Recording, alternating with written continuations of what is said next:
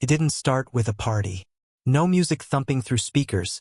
No spilled drinks or crowded dance floors. It started quietly, with a New Year's dinner, formal, crisp, and curated to perfection. Set in a rented banquet hall tucked into a snowy mountain resort just outside Denver. My wife, Melanie, was all over this night. Her company had just closed what she called a massive end-of-year win, and they were celebrating it in style. She'd been planning this for weeks. I remember her voice the morning she told me about it, brimming with energy, like she was inviting me to something more than just a work event.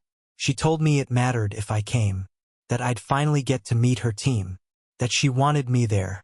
She told me 3 times. I was running on fumes by then. My work had been nonstop through December, and I hadn't had a real break in what felt like months. The last thing I wanted to do was sit through small talk with people I didn't know, drinking overpriced wine in a stiff jacket. But she kept asking, gently, and when she leaned her head on my shoulder that night, whispering, "Just say yes." For me, I did. We drove up together that afternoon. The road curved through pine trees frosted with snow, the kind of scenery that should have felt peaceful. But something was already off. Melanie wasn't her usual self on the drive. She was half present, scrolling through her phone, answering messages, and texting with a smile she didn't try to hide. I glanced at her screen once, but she tilted it away casually, like it was nothing. Maybe it was, but I noticed. When we arrived at the resort, the air was biting cold and clean, but the hall was warm. Golden lighting, shimmering decorations, white tablecloths, and waitstaff in black ties serving champagne. Everything about the place screamed money. The company clearly spared no expense. Melanie beamed the moment we walked in. Her energy shifted. She stood taller. Her voice carried more. Her smile widened. She looked stunning, in a way that caught even me off guard. Not that she isn't beautiful. She is, but tonight there was something extra. A kind of glow, like she'd rehearsed this moment in her head a dozen times already. "This way," she said, taking my arm, leading me through the crowd of suits and heels. We made our way to the long table near the center of the hall.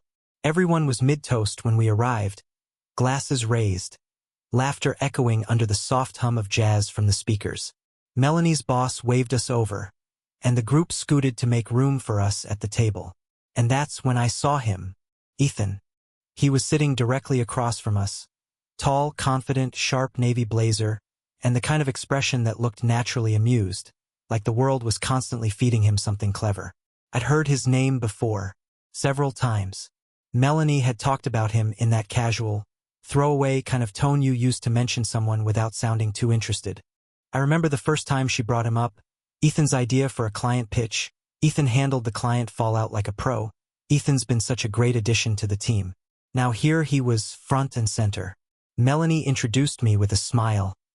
"This is my husband." But her voice barely lingered on the word before moving on to introduce the rest of the table. She settled into her seat beside me but angled herself ever so slightly toward Ethan. From the start, her focus was all on him. It was subtle, sure. The kind of thing you'd only notice if you were paying attention, and unfortunately I watched her eyes lock with his more times than with anyone else. She laughed a little too hard at his jokes, brushed her hand against his when she reached for her wine, and leaned in every time he spoke like she didn't want to miss a word. At one point, someone cracked a joke about year-end bonuses, and Melanie threw her head back in laughter, her hand resting lightly on Ethan's forearm. It stayed there a second too long. I told myself I was overthinking it, that I was tired, that I was reading too much into a woman enjoying a conversation with a coworker. I tried to focus on the filet mignon in front of me or the wine someone had poured into my glass. But my appetite was gone. Every few minutes, Melanie would touch her necklace, glance sideways at Ethan, or laugh in that same high, easy tone. It wasn't my imagination. I know how she is with people. And this wasn't how she acts with most people. The first real punch came about halfway through dinner. Someone across the table leaned over and asked, "Wait, Melanie, are you married?" It was an innocent question, probably from someone new or someone who hadn't heard the introduction. Melanie laughed, too quickly. "Oh, we're just friends," she said, waving a hand. "Messing with people." I froze. She said it lightly, like it was a harmless joke, but I caught the look in her eye, quick, guarded, like a door slamming shut.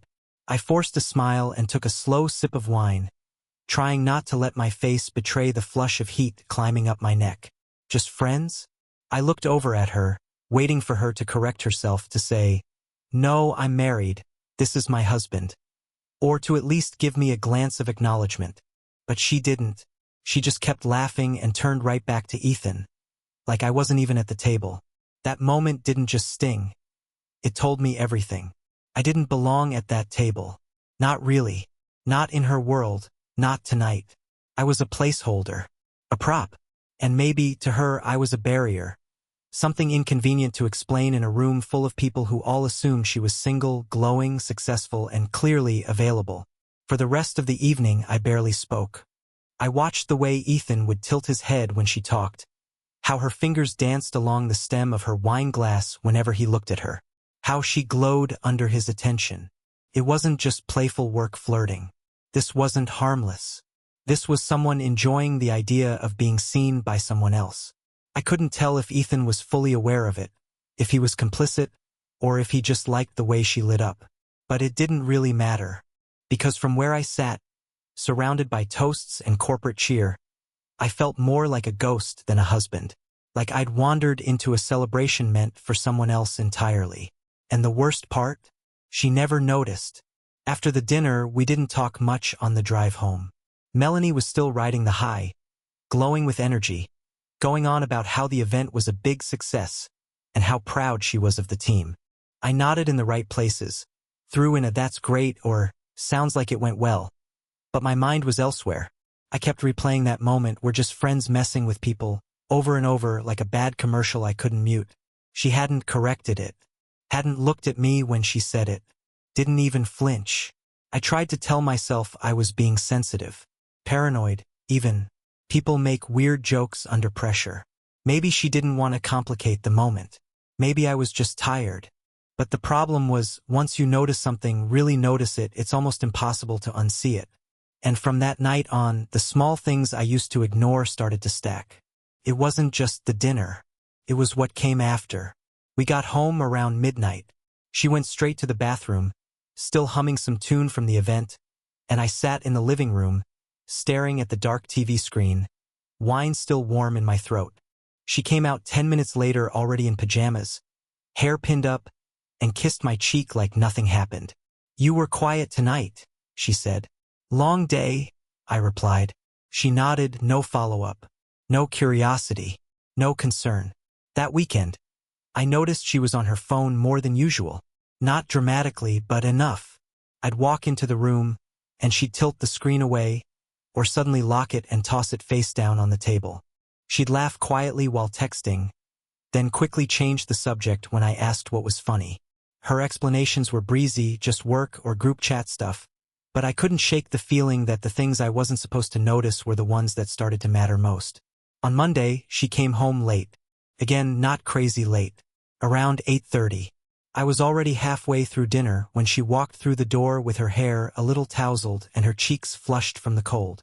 She had that same glow she'd had at the dinner, only now it made my stomach turn. "Work dinner," she said as she kicked off her boots. We were celebrating the close of Q4. Ethan's team hit their targets early. There it was again. "Ethan." I tried to keep my voice even. "Didn't realize you'd be out so late." "Spur of the moment," she replied, setting her purse down. "I texted you." I checked my phone. She had 3 words. "Running late. Don't wait." That was it. No explanation, no apology. She walked into the kitchen, poured herself a glass of wine without asking, and leaned against the counter like she hadn't just skipped dinner and stayed out with someone I'd seen her all but orbiting days earlier. "How was your day?" she asked. "Quiet," I said, watching her sip. "What's Ethan like?" She looked up, caught off guard. "What do you mean?" "I mean, you two seemed close. At the dinner." She raised an eyebrow. "You jealous?" "Just curious." She gave a small laugh. "Ethan's great. Super smart. Been K*ing it lately." Why? No reason. Just wondering. She smiled and changed the subject. It wasn't just how often his name came up, it was how carefully she spoke about him. Too casual. Too measured. Like she wanted me to notice that she wasn't saying too much.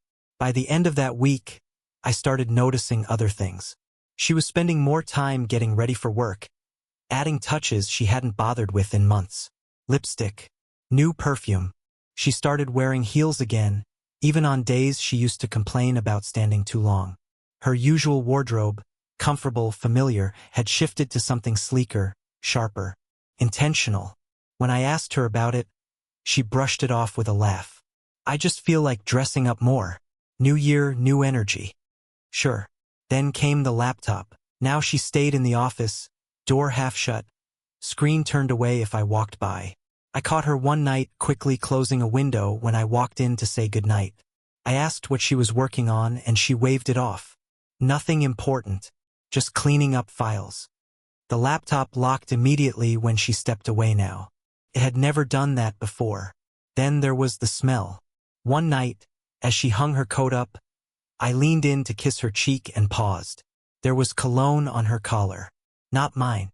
Something woodsy. Expensive. It wasn't overwhelming.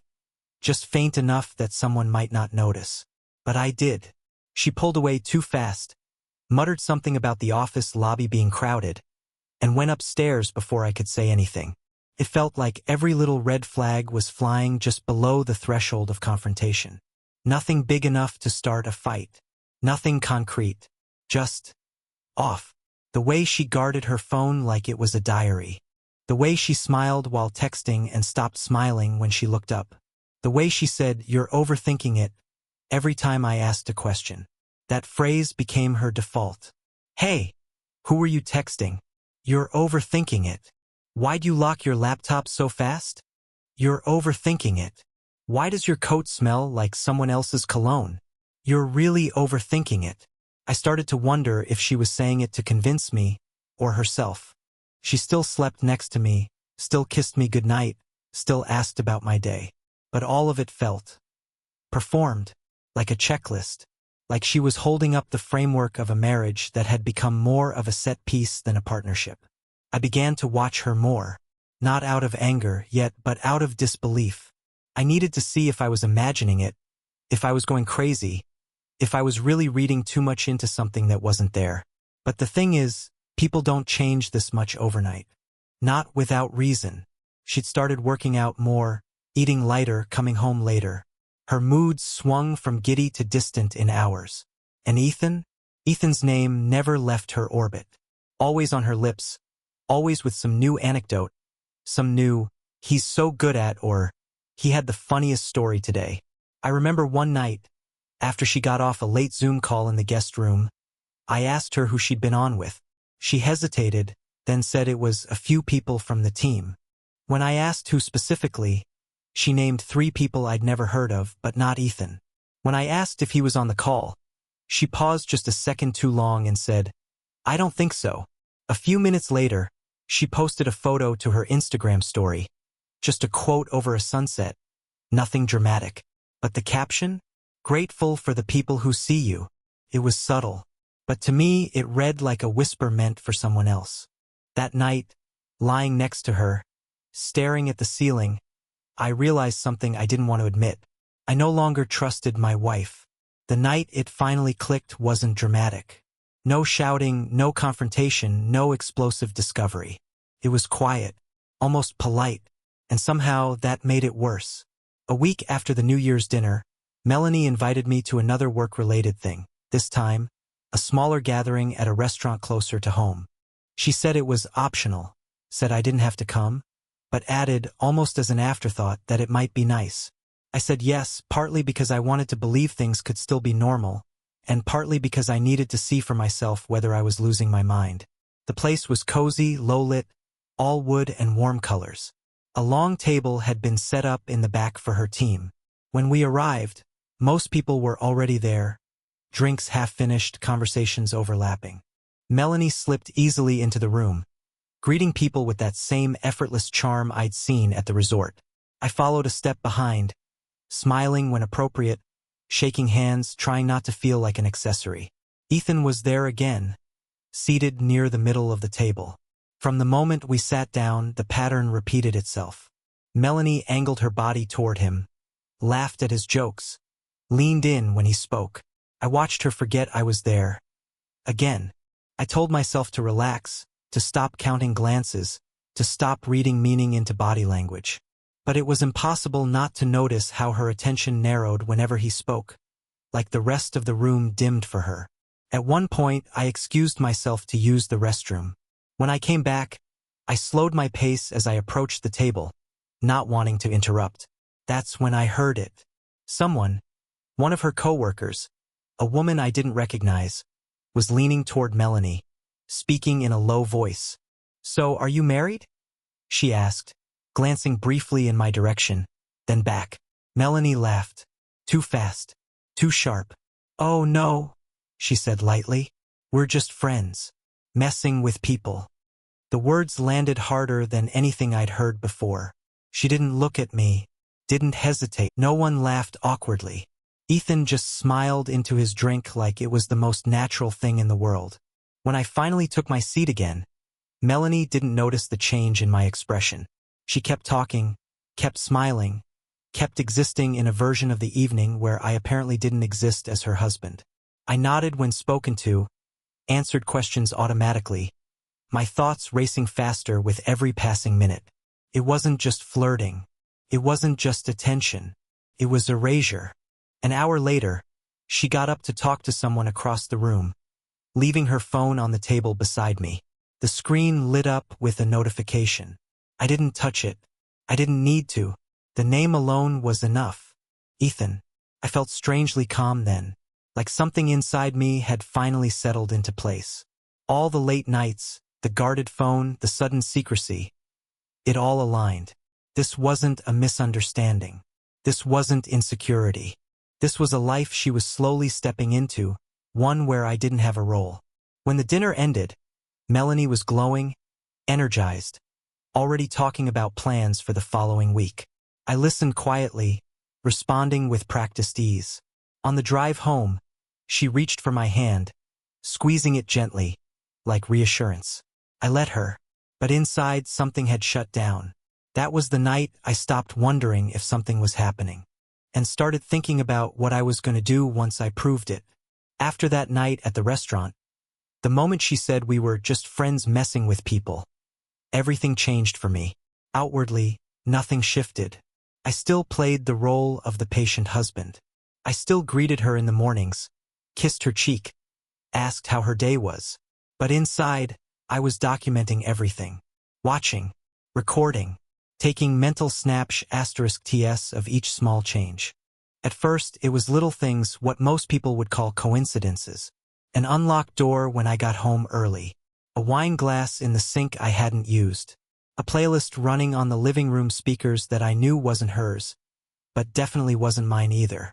Her routine began shifting in increments, just enough to keep me from asking obvious questions. Mondays used to be our slow nights, dinner, a show, maybe a walk if the weather was decent. But now, suddenly, she had late client calls. Not every week, but enough to notice. On Wednesdays, she started attending a new networking group. One I never heard about until she was already dressed and halfway out the door. Her excuses were smooth, well-practiced. Too smooth. I once asked what the group was called. She blinked for a second too long, then said, "Just a thing Ethan's team put together. Professional development." Of course it was. Her phone never rang anymore. She'd either silence it before getting home or leave it face down on the counter. Like that alone would erase suspicion. I never saw her notifications. Her lock screen changed, no more preview messages. When I asked about it, she shrugged. Privacy, in case I leave it at work. The first time I truly felt sick was one Thursday night when I pulled her coat out of the closet to hang it after she forgot. As I reached for the hanger, a scent hit me. Cologne. Not the expensive, punch-you-in-the-face kind, but subtle, clean, woodsy. Familiar in the worst way. The kind Ethan wore. I'd smelled it on him at the dinner. I held the coat in my hands for a minute too long, just standing there like an idiot, staring at it like it might speak. She came downstairs a moment later, paused, and tilted her head. "What are you doing with my coat?" I held it up. "Just putting it away." She took it gently and hung it up herself, then turned and kissed me on the cheek like everything was normal. That kiss felt hollow. That night I didn't sleep.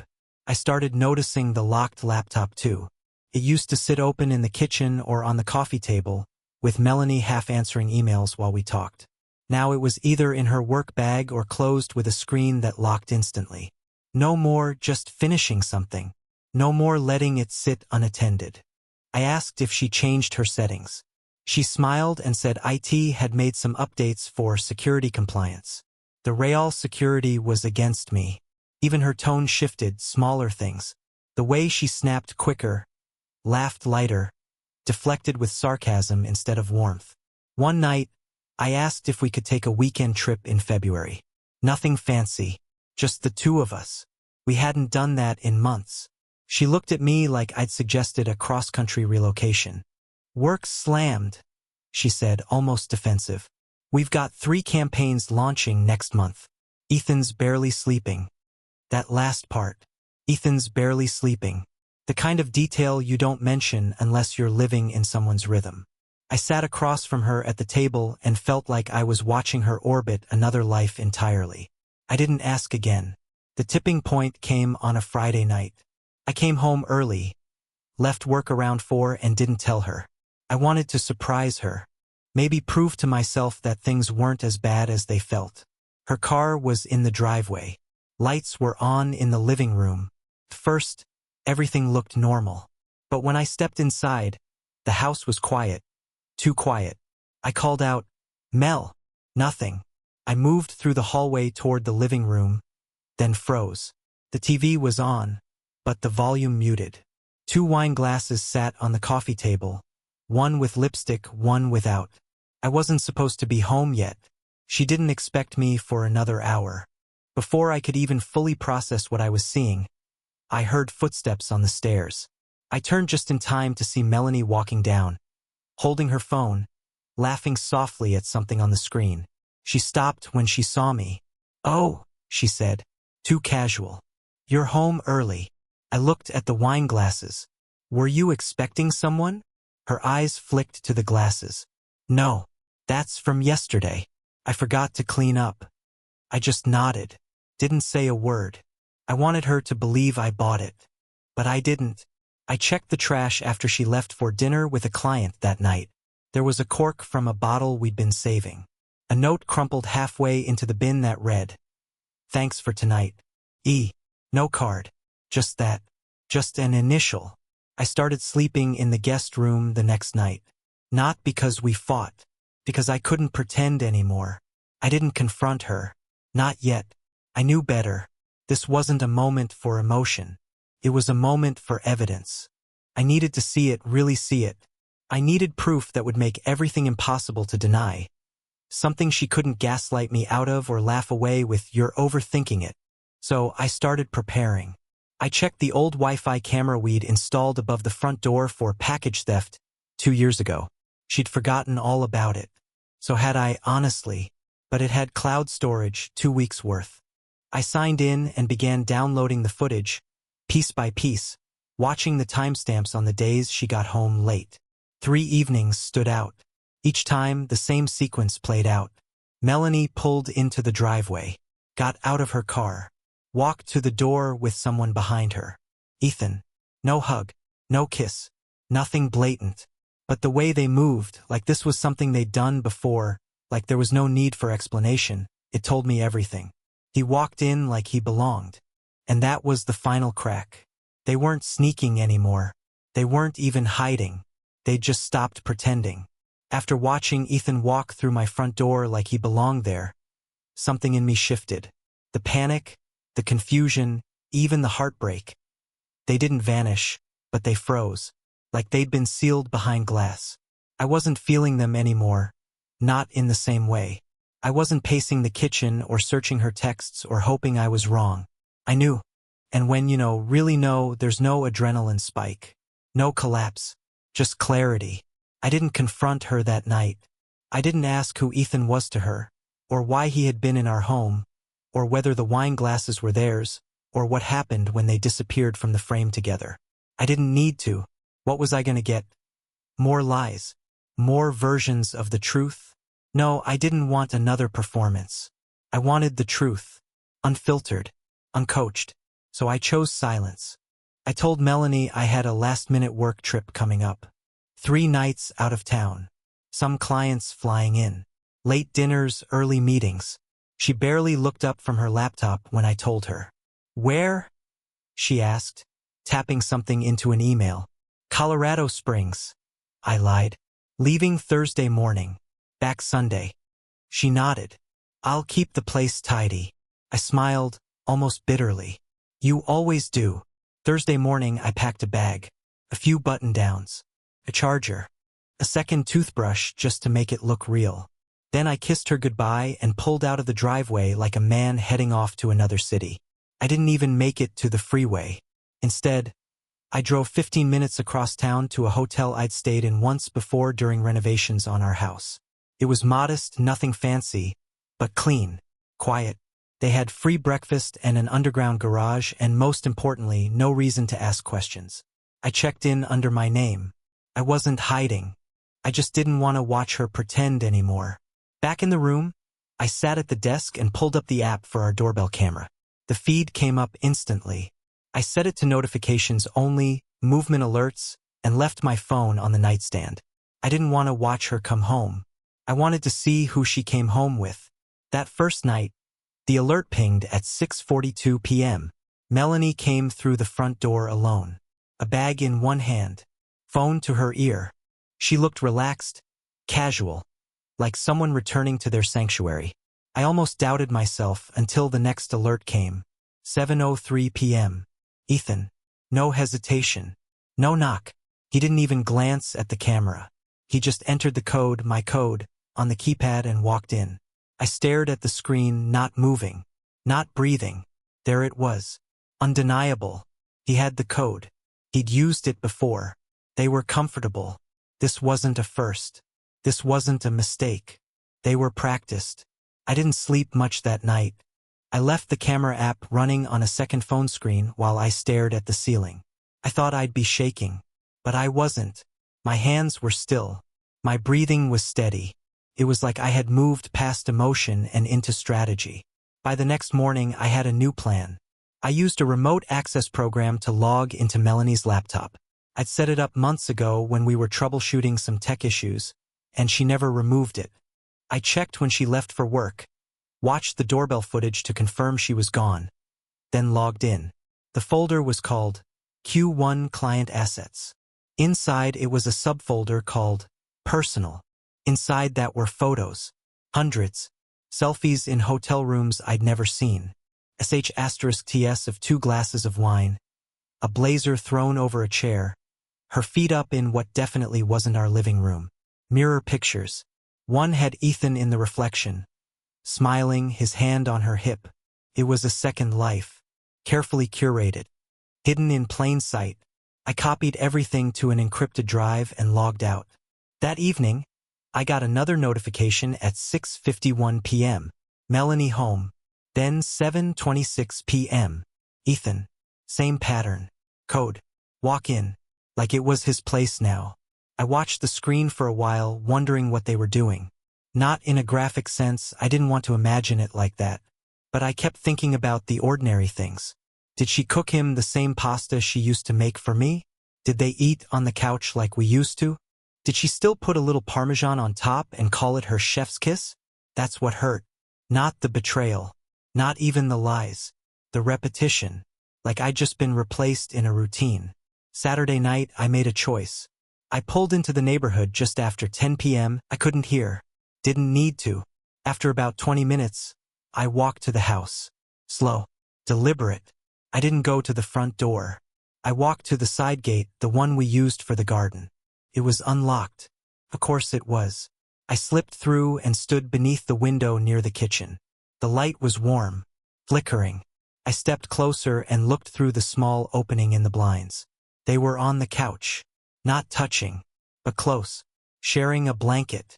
Ethan was showing her something on his phone. She leaned into his shoulder, laughing quietly. She looked happy, effortlessly happy, like the past didn't exist. I backed away slowly, heart pounding but expression blank. I walked back to my car and drove away. I didn't need more. I had everything. By Sunday morning, I checked out of the hotel and drove home. The house smelled faintly of wine and whatever perfume Melanie wore now. She was curled up on the couch with a book, legs tucked under her, as if the weekend had been perfectly normal. "Hey," she said, barely glancing up. "How was your trip?" I smiled. "Productive." A few days after I got back, I went looking for one last piece of certainty. Her laptop was in the kitchen while she showered. I opened it, already knowing the password, and found what I suspected. A hidden folder buried in system files. Inside were photos, dozens, hotel mirrors, wine glasses, a man's blazer casually draped on the chair beside hers. In one picture, Ethan's arm was visible, wrapped around her waist. They weren't mistakes. They were memories, preserved, int asterisk mate. And the messages? They started formal, work-related, but drifted quickly into late-night thinking of you texts. It was all there, real, consistent. This wasn't a fling. It was a second life. A parallel story written while I was still trying to save the first. And in that moment, I stopped hoping for an explanation. I didn't need one. I didn't confront her. I didn't shout. I didn't burn the house down with words. I packed quietly, took the drive I'd been planning, left the keys on the counter, and walked out without slamming the door. No notes, no goodbyes. I just disappeared from the space where I used to belong. When she woke up, the chair at the table was empty, still set from the night before. She'd call, maybe, text, ask where I was, but I wouldn't answer. I was done trying to be heard by someone who had stopped listening long ago. Sometimes the loudest thing you can say is nothing, and sometimes the only way to win is to walk away with your dignity intact.